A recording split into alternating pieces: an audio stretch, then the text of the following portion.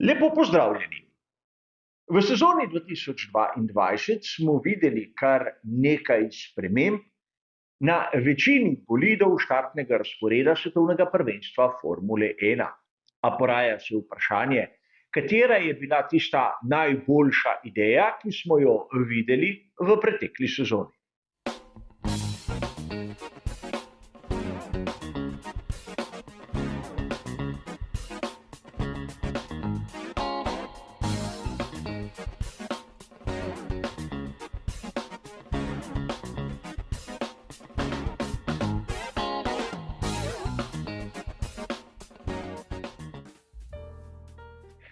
Verjetno je najbolj enostaven, ampak tudi izjemno posplošen odgovor tisti, ki trdi, da najboljši bolid, najboljša ideja je ona, ki jo vidimo na bolidu, ki je zmagal svetovno prvenstvo konstruktorjev v določenem letu. A v sezoni 2022 smo videli veliko spremembo na področju aerodinamike. In zanimivo bo videti, kateri koncept je bil tisti, ki je pravzaprav najbolj prevzel inženirje v raznih ekipah, poenostavljeno povedano. Ogledali si bomo rešitev, ki je bila največkrat kopirana. Ni skrivnost, v svetu Formule 1 se zmeraj strmi za tistim, kar se dogaja v sosednji garaži.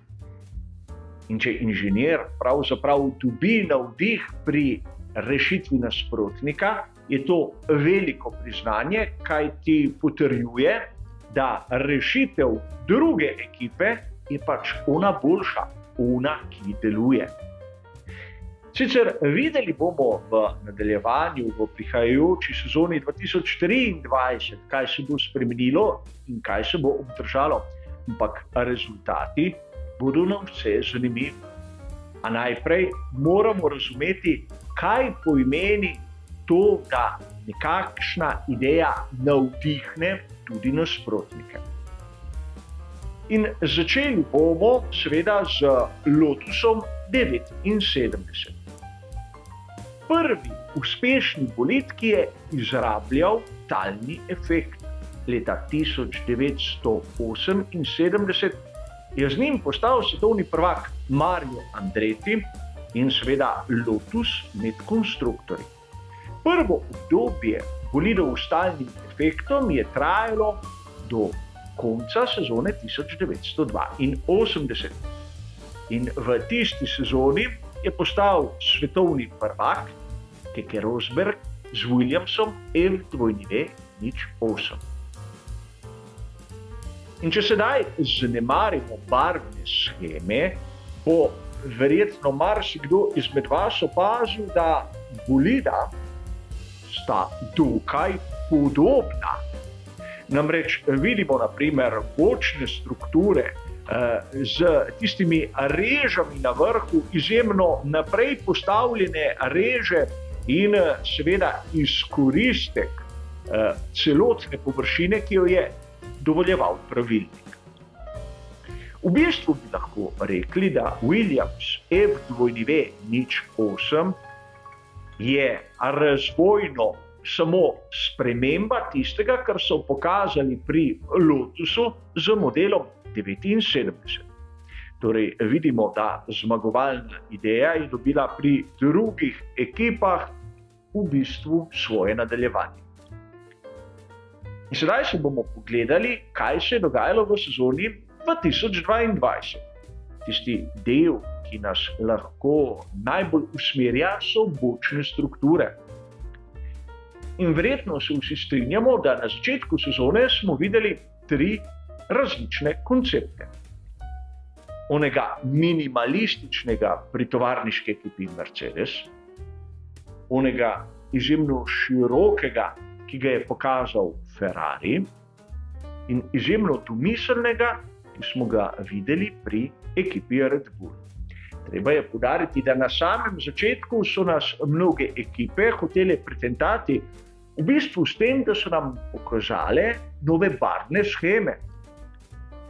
A o tem obstaja na tem kanalu poseben razdelek, kjer sem pred začetkom sezone analiziral v bistvu vse, kar so ekipe pokazale, ukolikor koga zanima, si lahko bolj podrobno ogleda tam. A v bistvu že od začetka same sezone smo videli, da prav na področju bočnih struktur so ekipe začele mrzlično spreminjati tudi svoje koncepte. In tu bi rad poudaril še nekaj. Mnogi navdušenci menijo, da bočna struktura je samo tisti del okrog bočne hladilne reže. Ampak bočna struktura je vse, kar je na boku. In tu je treba gledati tudi malce bolj nazaj, bolj proti dnu. Verjetno se je vsem nam, navdušencem, najbolj vtisnila v spomin rešitev, ki so jo pokazali pri tovarniški ekipi Mercedes. Treba je poudariti, da na prvem delu zimskih testiranj smo videli dokaj konvencionalno rešitev. In tisto, kar so pokazali pri Mercedesu na zimskih testiranjih v Bahreinu, je bila samo nekako ekstremna izpeljanka tistega, kar smo pri Mercedesu lahko gledali že leta. Namreč, ukolikor pogledamo tu Mercedes dvojni V10, lahko vidimo, da rešitev, ki je bila videna pri dvojni V13, je v bistvu izjemno podobna tej, le da je zunanji rob malce potisnjen navznoter in v resnici podobna rešitev je tudi vidna na nasledniku dvojni V11, le da verjamem, da v tem primeru je malce težje vidna, kajti barvna shema nekako skriva oblike bočne strukture. A pustimo sedaj to. Pri Mercedesu so seveda pokazali neko ekstremno rešitev, ampak podobne zadeve smo lahko videli pri Williamsu, kot vidimo tu na njihovem prvem izhodu v snemalnem dnevu na progi v Silverstonu in seveda naprimer pri McLarenu. Opazili boste, da mnoge ekipe so v bistvu sledile nekemu konceptu glede na dobavitelja pogonskih sklopov. V bistvu pri skuderiji Ferrari so nam pokazali čisto drugačno smer. Namreč tisti zgornji del je bil izjemno širok in videli smo tudi, da je sama oblika hladilne reže izjemno nizka in podolgovata. Podobna rešitev je bila v prvem planu pri ekipi Haas in na začudenje mnogih tudi pri Aston Martinu. In če pogledamo sedaj ta dva ekstrema in se ozremo na ono, kar so nam pokazali pri Red Bullu, bi lahko dejali, da nič takega in nič posebnega.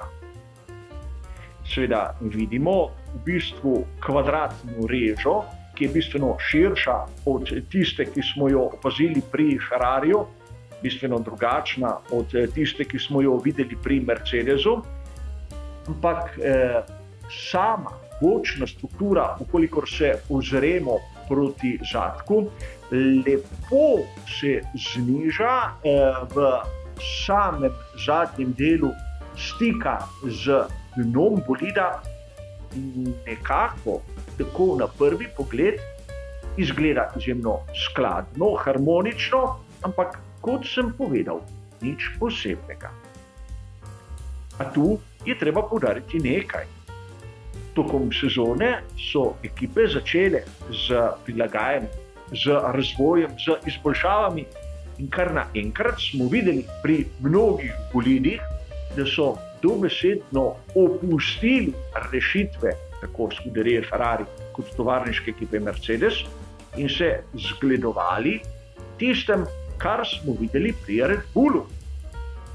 In tu lahko najprej pokažemo na rešitev ekipe Williams. In menim, da tu vsakdo izmed nas vidi podobo. In po drugi strani pri McLarenu vidimo, da so šli isto pot, verjeli ali ne, tudi pri Aston Martinu. Torej, vsi trije ki imajo kot stranke pogonske sklope Mercedes, so dobesedno kopirali idejo, ki smo jo videli pri Red Bullu. In tudi pri ekipi Haas smo lahko opazili, da kljub pomanjkanju sredstev so aerodinamično precej posnemali ono, kar smo videli pri Red Bullu, predvsem pri spremembi oblike hladilnih rež in seveda stanjšanju izjemno obilnega zgornjega dela bočnih struktur. Pri Ferrariju seveda niso sledili navdihu, ki ga je dajala konkurenca, in isto bi lahko dejali pri Mercedesu. Ampak opaziti je bilo, da najboljša ideja je seveda bila ona, ki jo je imel Adrian Newey. V pričakovanju sezone 2023 se bo verjetno marsikdo izmed nas začel spraševati, katere ideje bodo ostale na novih bolidih, katere rešitve bodo enostavno odšle v pozabo. A tu je treba poudariti še nekaj. Adrian Newey v preteklosti je mnogokrat sprožil prave trende. Namreč verjetno med navdušenci je najbolj ostal v spominu tisti široki nosni konus, seveda z značilnim smrčkom. Najprej smo ga videli na bolidih Red Bulla, ampak kasneje, po nekaj sezonah, je bil prisoten tudi na mnogih drugih ekipah, ki verjetno sredi sezone kar tako rešitev ne bi kopirali. In seveda, videli bomo, kaj se bo zgodilo, a menim, da Red Bull RB18, kar se tiče sezone 2022, je bil najboljši. Ne samo zato, ker so z njim osvojili naslov svetovnega prvaka med konstruktorji, ampak predvsem zato, ker so rešitve iz tega bolida dobile prostor na mnogih drugih konkurenčnih projektih. Pa za danes, kot ste razumeli, bo to vse. Hvala za vašo pozornost in seveda nasvidenje.